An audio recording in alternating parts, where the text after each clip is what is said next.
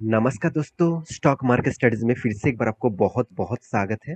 तो आज यहाँ पे मैं बात करूँगा एक ऐसे कंपनी के बारे में जो देखा जाए तो एक गवर्नमेंट कंपनी है, एक पीएसयू कंपनी है। तो इस सेक्टर में कंपनी एक अच्छा खासा रैंकिंग भी करते हैं।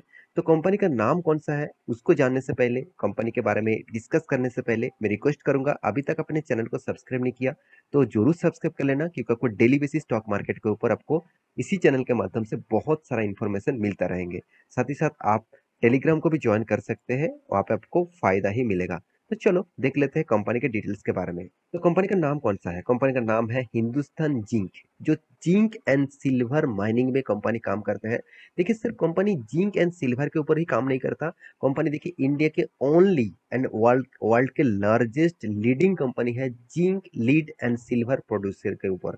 तो एक बहुत बड़ी कंपनी है, कोई छोटा-मोटा कंपनी है। दूसरी बात कंपनी एक पीएसयू कंपनी है। तीसरी बात कंपनी इंडिया के नहीं वर्ल्ड के रैंकिंग में है, जिंक एंड सिल्वर मतलब माइनिंग में। तो सोचिए कंपनी का स्ट्रेंथ कितना बड़ी होंगे और साथ ही साथ कंपनी देखिए कंपनी सिर्फ माइनिंग सेक्टर के ऊपर ही डिपेंडेंट नहीं है, कंपनी पावर सेक्टर के साथ भी जुड़े हुए हैं, कंपनी अलग-अलग सेक्टर के साथ जुड़े हुए हैं। तो इस कंपनी के डिटेल्स डेटा आपको मैं यहाँ पे दिखाने वाला हूँ, तो वीडियो को पूरा लास्ट तक देखिएगा क्योंकि कंपनी का जो स्ट्रेंथ है वो आपको मैं इसीलिए दिखा रहा हूँ क्योंकि बहुत सारे दोस्तों ने कमेंट किया सर ऐसे कुछ कंपनी बता दीजिए जहाँ पे प्रॉफिट परसेंटेज कम मिले फिर भी कंपनी का स्ट्रेंथ मुझे बने रहे, मतलब कंपनी रिटर्न कम दे, आपको लॉसेस ना दे, इस तरीके से कुछ कंपनी मुझे बता दीजिए। तो चलो उसके लिए आपको कहूंगा इस कंपनी के ऊपर जरूर फोकस रखिए। क्यों मैं बता रहा हूँ तो चलो मैं आपके साथ डिस्कस करूंगा इस कंपनी का स्ट्रेंथ के बारे में। तो कंपनी का मैं एक मंथ के चार्ट पर डिपेंड कर दूं तो लॉसेस दिखेगा, 6 मंथ में करीबन 20% तक लॉसेस दिया, तो चलो कोई बात नहीं।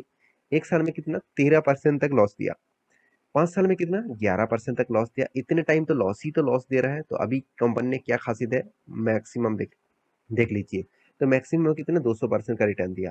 तो आप कहेंगे सर कंपनी इतने पुराना कंपनी होने के बाद भी ओनली 200% का रिटर्न, तो मैं पहले ही बता चुका हूँ पीएसयू कंपनी के ऊपर निवेश कर रहे हैं तो सोच समझ के करना क्योंकि इस तरीके से कंपनी बड़े होने के कारण भी इस कंपनी का ग्रोथ और पोटेंशियल ज़्यादा नहीं होता है क्योंकि इस तरीके से कंपनी के ऊपर लोग भरोसा करके उतना ज़्यादा निवेश नहीं करते हैं क्योंकि आप डीएस एफआईएस मतलब इंस्टीट्यूशन जो है फॉरेन इन्वेस्टर, साथ ही साथ डोमेस्टिक इन्वेस्टर मतलब इंडिया के जितने सारे म्यूचुअल फंड कंपनी है, जितने सारे इंश्योरेंस कंपनी है, वो जब निवेश करते हैं ना तो इस तरीके से कंपनी के ऊपर वो ज़्यादा निवेश नहीं करते हैं। तो इस कंपनी में कितना निवेश किया है चलो वो भी मैं आपको दिखा देता हूँ। तो कंपनी के इन्वेस्टर के बारे में बात करूँ तो देखिए एफआईएस कितना 1% होल्डिंग था, आज वो भी माल बेच दिया, 1% से कम है। डीएस के पास कितना 2% इन्वेस्टमेंट था, अभी कितना 2.95% का होल्डिंग है। तो आप कहेंगे सर एफआईएस और डीडीएस के पास होल्डिंग इतना कम है क्यों? क्योंकि देखिए सबसे ज्यादा माल तो गवर्नमेंट और प्रोमोटर ने उठा के रखा, 64% प्रोमोटर के पास और 30% के आसपास गवर्नमेंट के पास। तो इसलिए पब्लिक एफआईएस डीएस माल उठा नहीं पाए। और ये इसका प्रोमोटर कौन है आप सभी जानते हैं, वेदांता। तो वेदांता भी प्रोमोटर है इसका, और वेदांता आप सभी जानते हैं कितना बड़ा लीडर कंपनी है। तो इस कंपनी का कितना स्ट्रेंथ है वो चलो मैं सबसे पहले आपको डिस्कस कर लेता हूँ। तो यहाँ पे स्ट्रेंथ के बारे में बात करूँ कंपनी का तो आपको फाइनेंशियल रिपोर्ट देखना पड़ेगा। तो इस बार फाइनेंशियल रिपोर्ट क्या है, प्रीवियस क्या था, चलो मैं उसके ऊपर डिस्कस कर लेता हूँ। तो यहाँ पे कंपनी का रिजल्ट के ऊपर आ चुका हूँ, फाइनेंशियल रिजल्ट के ऊपर आप देख सकते हैं statement of the unaudited consolidated financial result.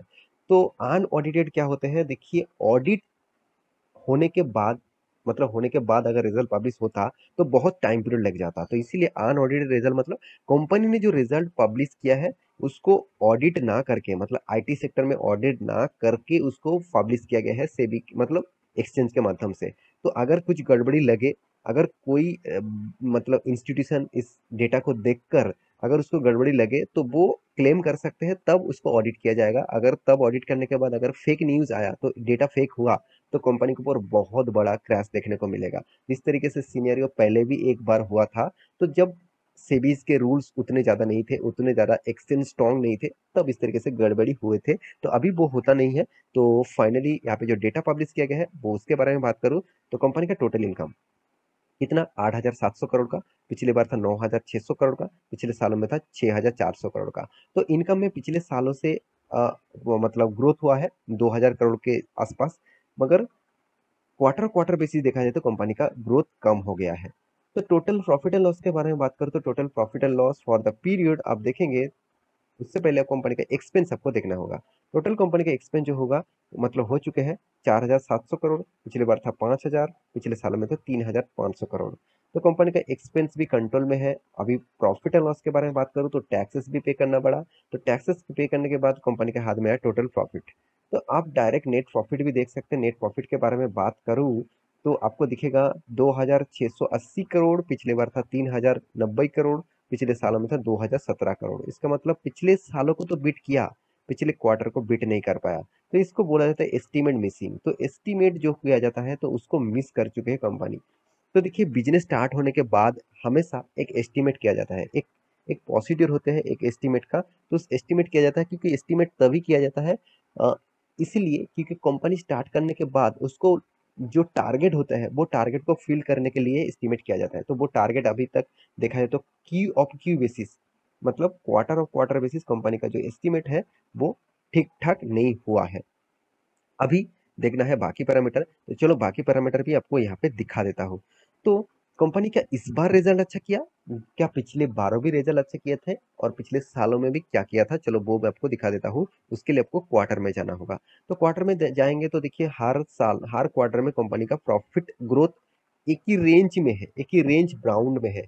Company कुछ बार 3,000 किया पिछले बार, इस बार 2,600, उसके पहले था 2,900, उसके पहले था 2,700, पिछले सालों में था 2000, मतलब करीबन करीबन 1,900। तो इस तरीके से कुछ डेटा देखने को मिला। इसका मतलब रेंज बाउंड जो है वो एक ही रेंज के अंदर देखने को मिला है। तो ग्रोथ ऑफ पोटेंशियल में आपको हमेशा बोलता हूँ इस तरीके से कंपनी एक ही रेंज बाउंड के अंदर कंपनी का परफॉर्मेंस करते रहते हैं। ग्रोथ ऑफ पोटेंशियल उतना ज्यादा नहीं दिखने को मिलता है। तो आप कहेंगे सर इसका मैनेजमेंट टीम क्या खास नहीं है? देखिए मैनेजमेंट टीम तो गवर्नमेंट है और आप सभी जानते हैं गवर्नमेंट मतलब लोगों का हालत क्या है। वो काम तो करते हैं, काम तो वो करते हैं मगर उतना तेजी से काम नहीं करते क्योंकि उसकी कोई गलती नहीं है। क्योंकि उसका जो मैनेजमेंट का जो हेड होते हैं वो उतना ज्यादा प्रेशर उसको नहीं देता है। अगर वो कोई प्राइवेट कंपनी में काम करे तो उसका जीना हराम हो जाएगा। तो मैं भी खुद प्राइवेट कंपनी के ऊपर मतलब काम करते थे। तो मुझे एक्सपीरियंस है, करीबन करीबन 15 सालों का एक्सपीरियंस है। तो उस एक्सपीरियंस से मैं जरूर मत कहूंगा सबको, अगर आपको मतलब कुछ काम करना है तो आप खुद के काम करिए, खुद का बिजनेस करिए। प्राइवेट कंपनी काम करेंगे तो आपका पूरा के पूरा निचोड़ लेंगे वो। तो आपका मेहनत बहुत ज्यादा लगेगा, आपको बहुत एफर्ट आप देंगे, फिर भी आपका कुछ नाम नहीं होगा। तो प्राइवेट कंपनी का हालत इस तरीके से है। हाँ, जितने सारे दोस्त गवर्नमेंट में काम करते हैं तो उसके लिए तो बहुत पॉजिटिविटी है। तो ऐसे नहीं कि गवर्नमेंट कंपनी में मतलब गवर्नमेंट जगह पे काम करते हैं इसके लिए उसको काम नहीं करना पड़ता, उसको एफर्ट नहीं देना पड़ता, उस वहाँ पे भी एफर्ट देना पड़ता है। तो प्राइवेट सेक्टर में ज़्यादा है, तो मुझे यही बोलना था। तो देखिए मैं यहाँ पे डिबेट नहीं करूंगा, मुझे इस कंपनी के बारे में जानकारी आपको देना है। देखिए कंपनी का प्रॉफिट एंड लॉस के बारे में बात करें तो हर साल में कंपनी का प्रॉफिट रेशियो थोड़ा थोड़ा करके ज़्यादा हो रहा है, कभी-कभी कम भी हो रहा है। देखिए पहले 8,000 करोड़ था, इस बार 7, पिछले सालों में 7,000 था, मतलब इस बार 9,000 बन चुके हैं। तो इस तरीके से अप्स एंड डाउन लेके तो मैं पहले बता चुका हूँ एक ही रेंज बाउंड के अंदर चलते हैं। बहुत ज़्यादा गिरेगी नहीं, बहुत ज़्यादा उठेगी नहीं। तो कंपनी देखिए रिटर्न ऑफ रेशियोज में कंपनी आपको उतना लॉसेस भी नहीं दिया, एक स्टेबल आपको रिटर्न दिया है। 8-10% का रिटर्न कंपनी आपको दे देता है। तो कंपनी की क्या खासियत मैं आपके सामने डिस्कस कर चुका हूँ। तो अभी कंपनी के बारे में सिर्फ एक ही बात कहूंगा, कंपनी का रिजर्व ठीक ठाक है, कंपनी का कर्जा एकदम ना के बराबर है। क्योंकि कंपनी का जो कर्जा है आप कंपनी को डेट फ्री बोल सकते हैं, क्योंकि 9,000 करोड़ का कंपनी का इनकम है और 2,900 करोड़ का कंपनी का डेप्थ है। तो एक डेप्थ के हिसाब से कंपनी का इनकम देखो तो ऑब्वियसली कंपनी में स्टेबल है। तो जितने सारे लोग स्टेबल कंपनी के ऊपर निवेश करना चाहते हैं उसको लगता है कि मुझे ऐसे कंपनी सर बता दीजिए जो कंपनी लॉसेस नहीं देगा, मुझे प्रॉफिट देगा, एक्स्ट्रा बेनिफिट देगा। एक्स्ट्रा बेनिफिट के हिसाब से कंपनी आपको क्या दिया वो भी आपको दिखा दूं। तो कंपनी आपको डिविडेंड लगातार लगातार देते रहते हैं और साथ ही साथ बोनस भी दिया, स्प्लिट भी किया। अभी चार्ट पैटर्न के बारे में बात करें तो कंपनी देखिए एक ही रेंज बाउंड के ऊपर कंपनी काम करते हैं, उतना ज्यादा भागेंगे नहीं, उतना ज्यादा गिरेंगे नहीं। तो आशा करता हूँ सारे जानकारी आपको मिल चुका है। मेरे इस वीडियो आपको कैसे लगा जरूर कमेंट करना। इसी तरीके से वीडियो पाने के लिए चैनल को सब्सक्राइब भी करना। मिलते हैं नेक्स्ट नया स्टॉक लेके, तब तक के लिए अच्छे से रहिए, अपने ख्याल रखिए, बाय बाय।